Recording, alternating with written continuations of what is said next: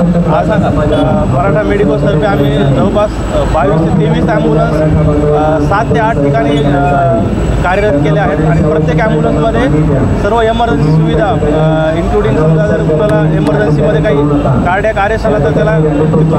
कसं एखाद्या हॉस्पिटलमध्ये घेऊन जातात त्याचा पूर्ण रूट बनवलेला आहे आणि तो मॅप सगळ्यांना सगळ्या डॉक्टर्सला आणि कार्डियकच्या ज्या ड्रायव्हर्स आहेत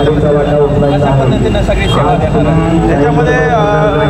सगळ्या प्रकारचे डॉक्टर कार्डिओलॉजिस्ट असतील, मेडिसिन असतील, सर्जन असतील, प्रत्येक ठिकाणी 2-2 डॉक्टर प्रत्येक ॲम्ब्युलन्सवर आहेत